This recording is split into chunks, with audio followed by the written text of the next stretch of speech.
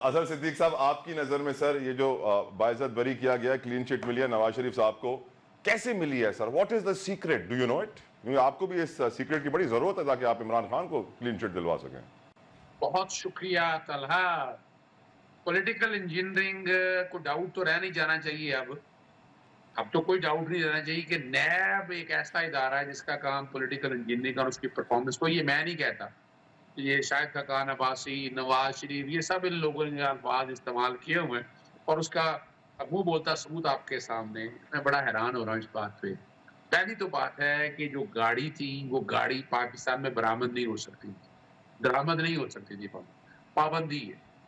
اور جب وہ گاڑی مثال کے طور پر توشہ خانہ میں آئے تو کسٹم ڈیوٹی اور ٹیکسز کوئی نہیں ہے اس کے اوپر، بات سمجھیں؟ یعنی یہ ایک پابندی ہے ہماری انڈر دی امپورٹ پالیسی۔ اب یہ ایک ڈرامہ کر کے بے وقوف بنا کے ایسے تھوڑا بن سکتا ہے۔ پھر توشہ خانہ سے گاڑی اگر چلیں، آپ نے پول میں دے بھی دی، اگر پول میں، تو وہ پول والی گاڑی آگے بیچ ہی نہیں سکتے آپ۔ اس کی وجہ کیا ہے کہ کسٹم ڈیوٹی اور انکم ٹیکس آپ کو دینا ہے، یعنی یہ ریکوائرمنٹ ہے، قانون کی ریکوائرمنٹ ہے۔ پھر اس سے اگلی بات ہے، وہ نواز شریف کو گاڑی کیوں؟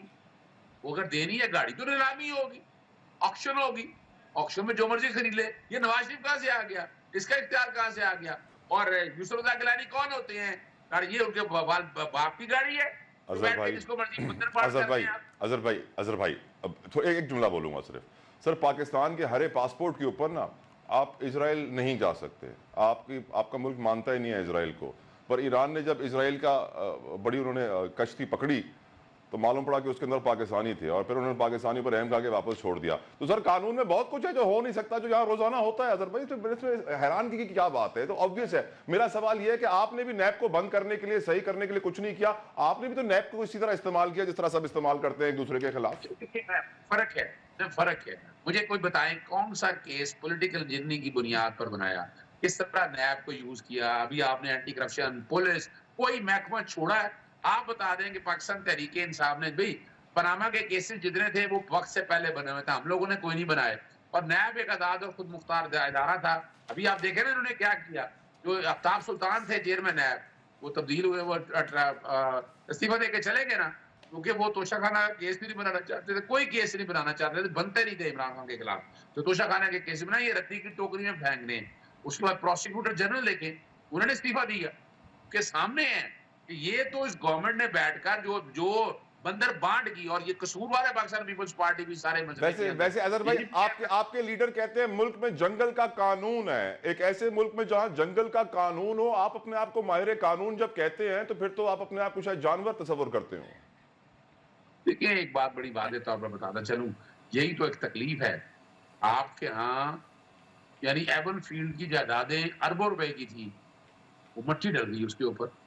اپنا اسی طرح ہمارے ایک جج صاحب ہیں، ان کی بیگم صاحبہ کے نام جائیدادیں تھیں، وہ مٹی پڑ گئی اس کے اوپر بھی۔ آپ دیکھتے ہو جائے، ہائیڈ پارک جو 38 ارب کی جائیداد تھی، 50 ارب کی بیچی، وہ انکوائری مٹی پڑ گئی اس میں۔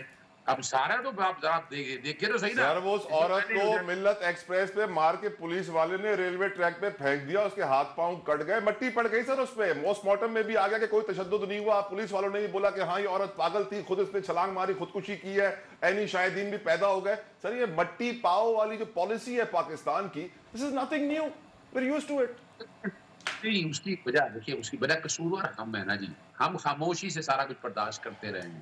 اور ابھی آپ دیکھیں نا بھاول نگر میں کیا ہوا، اب ذرا غور تو کریں ان چیزوں سارے اوپر۔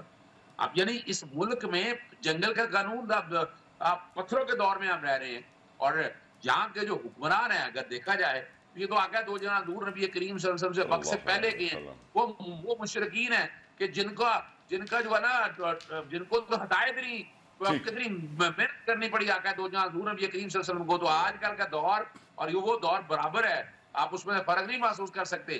یہاں شرافت، ایمانداری، لیاقت نہیں رہ گیا، یہاں پر لاٹھی چوری، بدماشی، اٹھائی گیرا، یہاں پر اس وقت پاکستان کے اندر یہ حکومت ہی ان لوگوں کی ہے۔ اور کیا ہو رہا ہے یہاں بتا دیں، عام آدمی کی وہ داد رسی ہو رہی ہو۔ ابھی آپ نے جو ریلوے ٹرین کا واقعہ بتایا ہے، اب آپ سوچیں، یعنی نظر آ رہا ہے، ہر آنکھ نے دیکھ لیا، اور اس عورت کو خودکشی کرنے کی کیا ضرورت پڑی ہے؟ اس کے بچے ساتھ ہیں، آپ اور کمال کی بات، ایک دن میں اس کی ضمانت بھی ہو گئی۔ یہ نظام قانون ہے. اور دوسری طرف 9 مئی کے واقعے دیکھ لیں, جو صرف موقع پہ گیا تھا, ابھی تک ان کی ضمانتیں نہیں ہو سکی ہیں. ایک سے اٹھاتی ہیں, دوسرے میں لے جاتی ہیں, دوسرے اٹھاتی ہیں, تیسرے میں لے جاتے ہیں.